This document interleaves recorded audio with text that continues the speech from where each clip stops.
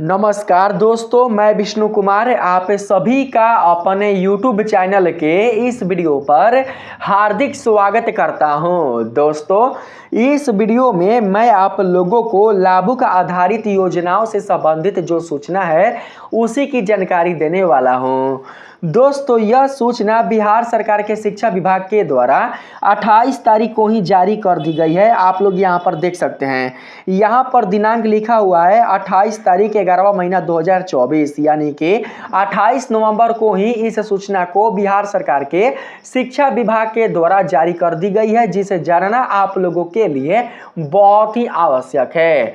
यह सूचना क्लास 1 से लेकर क्लास 12 तक के बच्चों के लिए है। ठीक है, कहां से कहां तक? तो क्लास 1 से लेकर क्लास 12 तक के बच्चों के लिए यह सूचना है। जो भी बच्चे बिहार के सरकारी या फिर सरकारी मान्यता प्राप्त विद्यालयों में या फिर +2 हाई स्कूलों में पढ़ाई कर रहे हैं, उन विद्यार्थियों के लिए ही यह वीडियो है। दोस्तों, इस वीडियो में आप लोगों को यह जानने को मिलेगा कि आपका नाम ई शिक्षा पोर्टल पर है या फिर नहीं है, आप लोगों को आपके साइकिल की राशि कैसे प्राप्त होगी, आपके पोशाक की राशि कैसे प्राप्त होगी, आपके छात्रवृत्ति की राशि कैसे प्राप्त होगी और साथ ही जो नैपकिन की राशि है वो कैसे प्राप्त होगी। दोस्तों, आप जानते हैं कि जो बिहार सरकार है वो क्या करता है कि अपने बिहार राज्य में पढ़ने वाले बच्चों को सहायता के रूप में कुछ राशि प्रदान करता है।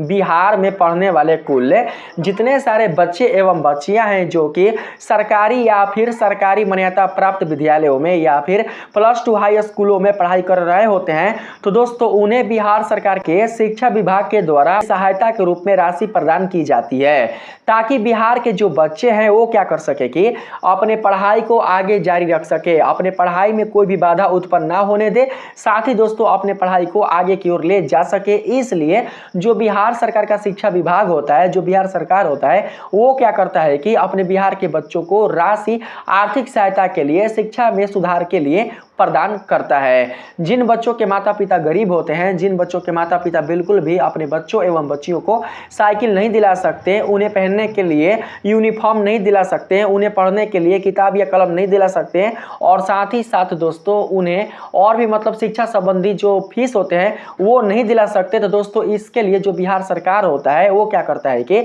छात्रवृत्ति के रूप में, साइकिल के रूप में, पोशाक के रूप में उन्हें सहायता राशि प्रदान करता है, ताकि बच्चे जो होते हैं वो क्या करते हैं कि अपने पढ़ाई को आगे जारी रख पाते हैं। दोस्तों, आप जानते होंगे कि गांवों में जो सरकारी स्कूल होता है वो होता है माध्यमिक स्तर वाला, यानी कि उसमें बच्चों को जो पढ़ाई है वो दोस्तों कराया जाता है माध्यमिक स्तर पर। क्लास 1 से लेकर क्लास 8 तक ही गांव वाले स्कूलों में बच्चों को पढ़ाया जाता है, इसलिए वह स्कूल माध्यमिक स्तर वाला स्कूल कहलाता है। लेकिन जब बच्चे ये सोच रहे होते हैं कि हमें 8 क्लास से भी आगे पढ़ना है, यानी कि हमें 9 में भी पढ़ना है, 10 में भी पढ़ना है, तो बच्चों को क्या करना पड़ता है? बच्चों को अपने गांव को छोड़कर शहर में जाना पड़ता है। उनके आसपास जो भी शहर होता है, जो बाजार होता है, वहां पर जाना होता है। तो दोस्तों, शहर जाने के लिए जो रास्ता होता है वो काफी दूर होता है और दूर रास्ता के कारण ही जो बच्चे एवं बच्चियां होती हैं वो पढ़ाई को छोड़ देती हैं। तो दोस्तों, पढ़ाई ना छूटे इसलिए बिहार सरकार ने अपनी योजना के माध्यम से साइकिल का वितरण किया था, ताकि बच्चे एवं बच्चियां क्या कर सकें, अपने गांवों से शहर आकर पढ़ाई को जारी रख सकें। तो दोस्तों, साइकिल के लिए जो बिहार सरकार है वो क्या करता है, वो दोस्तों अपने बच्चों को सहायता राशि प्रदान करता है। दोस्तों, मैं आप सभी को बता दूं कि जो बिहार सरकार है वो साइकिल का पैसा 3500 रुपये देता है और साथ ही जो पोशाक है उसका पैसा 1500 रुपया देता है। बात करें छात्रवृत्ति का, तो छात्रवृत्ति का पैसा आपको 1800 मिलता है और अगर हम बात करें नैपकिन का, तो नैपकिन का पैसा मिलता है 300 रुपया। कुल मिलाकर देखा जाए तो आप लोगों को अच्छा खासा पैसा मिल जाता है। और यहाँ पर अगर हम बात करें दोस्तों यहाँ पर छात्रवृत्ति का पैसा, तो दोस्तों छात्रवृत्ति का जो पैसा है वो मिलता है 12th क्लास तक। आप लोगों को छात्रवृत्ति का पैसा कहाँ तक मिलता है? तो 12th क्लास तक मिलता है। साथ ही जो पोशाक का पैसा है वो भी दोस्तों आप लोगों को मिलता है, ताकि आप अपने पढ़ाई को आगे जारी रख सकें। तो दोस्तों यहाँ पर ये पैसा अगर आप लोग अपने अकाउंट में लाना चाहते हैं तो इसके लिए क्या करना पड़ेगा? इसके लिए आप लोगों को अपने स्कूल के प्रधानाचार्य से मिलना पड़ेगा, वहाँ उनसे जाकर पूछना पड़ेगा कि आप लोगों का नाम ई शिक्षा पोर्टल पर ऐड है या फिर नहीं है।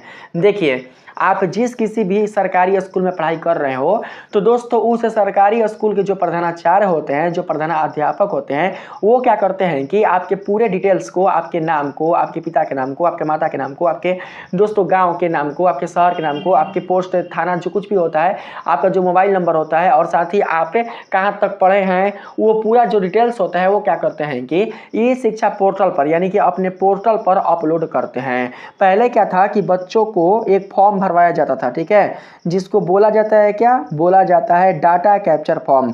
ये फॉर्म पहले भरा जाता था बच्चों के द्वारा और इस फॉर्म के माध्यम से ही आपके स्कूलों के जो प्रधानाचार्य हुआ करते थे वो अपने पोर्टल पर आपकी सारी जानकारी अपलोड कर देते थे। लेकिन दोस्तों अब ऐसा ज़्यादातर देखा नहीं जाता है कि बच्चों से फॉर्म भरवाया जाता हो।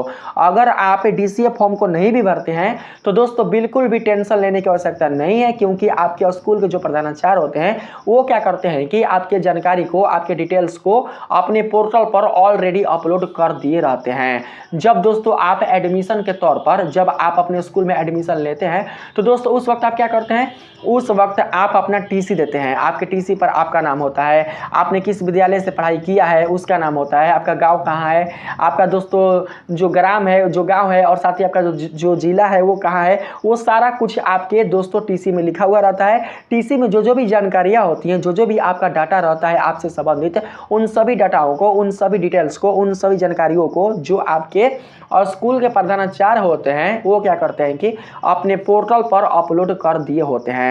जिन जिन बच्चों का डिटेल्स, जिन जिन बच्चों का डाटा ई शिक्षा पोर्टल पर अपलोडेड रहेगा उन्हीं बच्चों के बैंक अकाउंट में पैसा आएगा, अन्यथा बिल्कुल भी नहीं आएगा।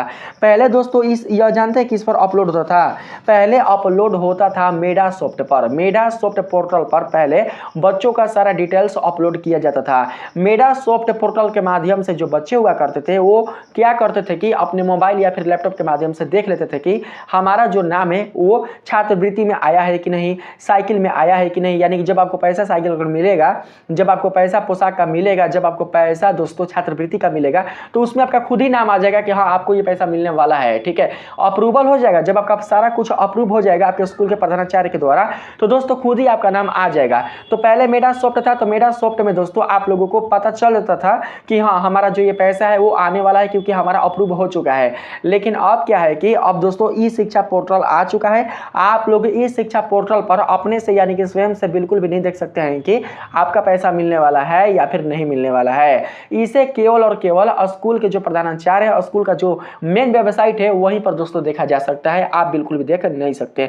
तो बहुत सारे बच्चों के मन में यह सवाल होगा कि अगर सर हम देख ही नहीं सकते तो फिर कैसे पता चलेगा कि हमारा जो नाम है वो ई शिक्षा पोर्टल पर अपलोडेड है या फिर नहीं है। तो दोस्तों मैंने अभी बताया ना, आप लोगों का जो भी नाम होता है, जो भी डिटेल्स होता है वो आपके सरकार के जो सरकारी स्कूल होता है वहाँ के जो प्रधानाचार्य होते हैं वो दोस्तों ऑलरेडी अपलोड कर दिए रहते हैं, ठीक है। वहाँ पर सारा जो दोस्तों आप लोगों का डिटेल्स होता है, जितने सारे आपके स्कूल में पढ़ने वाले बच्चे एवं बच्चियाँ होते हैं उन सभी का डिटेल्स उनके स्कूल के वेबसाइट पर प्रधानाचार्य के द्वारा, वहाँ के शिक्षकों के द्वारा अपलोड कर दिया जाता है। अब बात यहाँ पर आता है दोस्तों प्रेजेंटी का, ठीक है, कि आप स्कूल में कितना दिन अपना उपस्थिति दर्शाते हैं। देखिए आप लोगों को अगर सहायता राशि लेना है तो दोस्तों इसके लिए क्या करना होगा, इसके लिए सबसे पहले आप लोगों को ई शिक्षा पोर्टल पर अपना नाम दर्ज कराना होगा, ठीक है, अपना पूरा डिटेल्स, अपना पूरा डाटा दर्ज कराना होगा जो कि आपके स्कूल के प्रधानाचार्य कर देंगे। इसमें कोई भी दोस्तों टेंशन लेने वाला बात नहीं है। दूसरा है दोस्तों उपस्थिति, ठीक है, अगर आपके स्कूल में आपकी उपस्थिति, अगर आपके स्कूल में आपकी उपस्थिति 75% रहेगी, कितना 75% या उससे ज्यादा, तभी जाकर दोस्तों आपको इस राशि का लाभ मिलेगा, अन्यथा बिल्कुल भी नहीं मिलेगा। जो बच्चे ये सोच रहे हैं कि हमारा 75% तो उपस्थिति है ही नहीं तो हमें भी मतलब लाभ मिल जाए इन सब राशियों का, तो ऐसा बिल्कुल भी नहीं है, क्योंकि आप लोगों को इन राशियों का लाभ मिलने वाला नहीं है। आप यहाँ पर देख सकते हैं, बताया गया है, आप लोग खुद पढ़कर यहाँ पर देख सकते हैं दोस्तों, बोला गया है उपयुक्त विषय के संबंध में कहना है कि वित्तीय वर्ष 2024 से 25 के तहत शिक्षा विभाग द्वारा संचालित विभिन्न प्रकार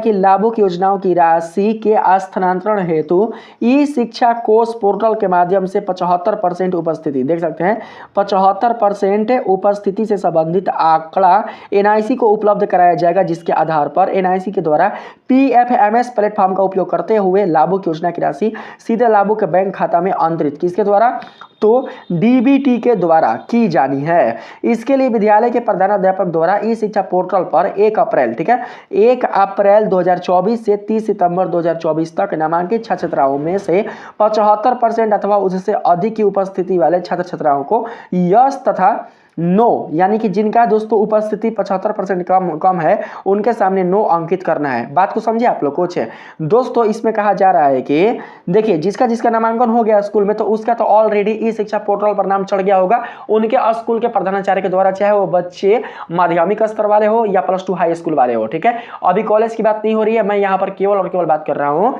क्लास 1 से लेकर क्लास 12 तक के बच्चों के लिए, ठीक है। क्लास 12 तक के बच्चों के लिए मैं यहाँ पर बात कर रहा हूँ, ना कि मैं यहाँ पर ग्रेजुएशन वाले बच्चों की बात कर रहा हूँ, ठीक है दोस्तों। यहाँ पर ये बोला जा रहा है कि जिन बच्चों का अगर उपस्थिति स्कूल में 75% या उससे अधिक रहेगा तो उनके नाम के आगे, यानी कि उनके डाटा डिटेल्स के आगे जो यस का ऑप्शन रहेगा वहां पर स्कूल के प्रधानाचार्य को यस का ऑप्शन सिलेक्ट करना है।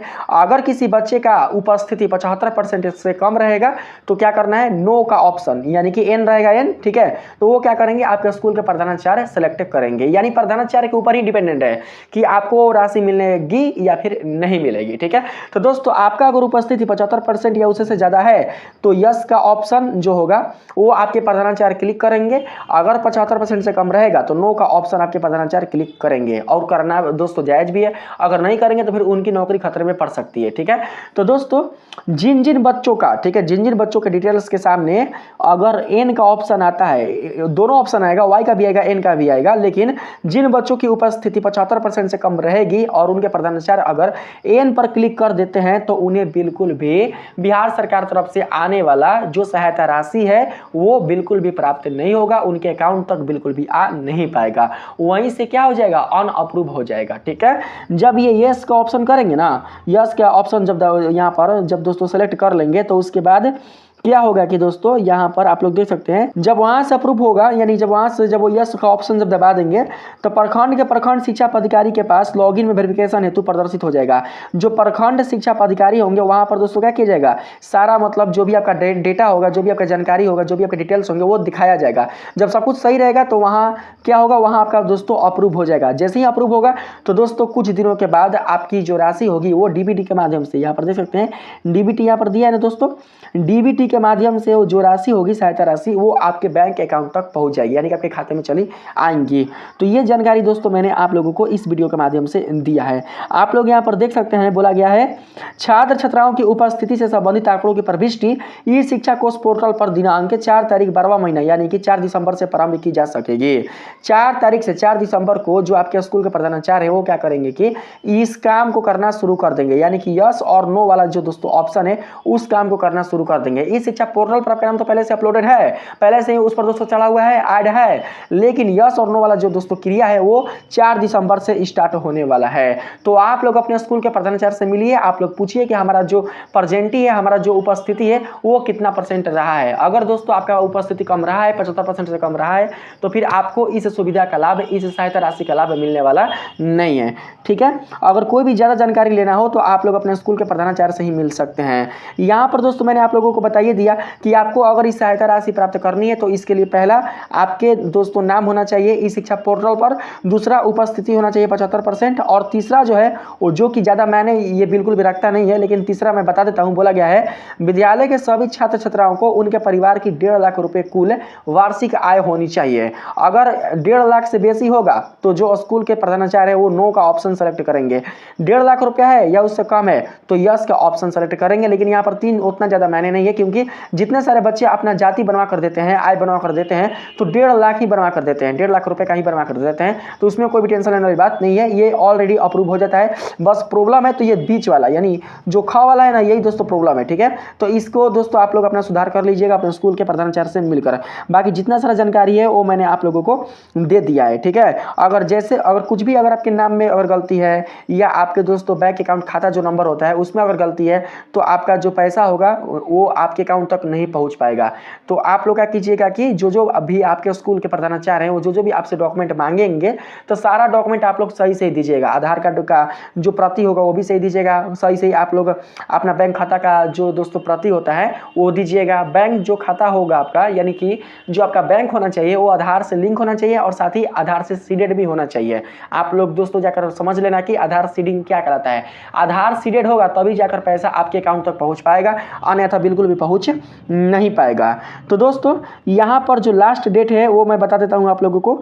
यहाँ पर जो लास्ट डेट है वो है 20 तारीख तक, ठीक है। 20 तारीख तक जो स्कूल के प्रधानाचार्य होंगे वो क्या करेंगे कि आप लोगों का जो दोस्तों ई शिक्षा पोर्टल पर जो काम है वो करेंगे, यानी कि यस और नो वाला जो काम है वो करेंगे, ठीक है। उसके बाद दोस्तों आप लोगों का जब पूरा अप्रूव हो जाएगा तो कुछ दिनों के बाद जो पैसा होगा वो आपके अकाउंट तक आना जारी हो जाएगा, ठीक है।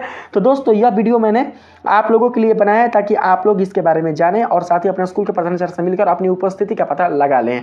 तो दोस्तों अगर आप लोगों के मन में अगर कोई भी आशंका हो या कोई भी अगर आपके मन में डाउट रह गया हो तो आप लोग मेरे वीडियो में कमेंट में दोस्तों जाकर आप पूछ सकते हैं, ठीक है। तो अगर ये वीडियो अच्छा लगा है तो वीडियो को लाइक करें, चैनल पर नए हो तो चैनल को दोस्तों सब्सक्राइब करना बिल्कुल भी ना भूलें। मिलते हैं फिर से एक नए वीडियो के साथ, तब तक के लिए धन्यवाद।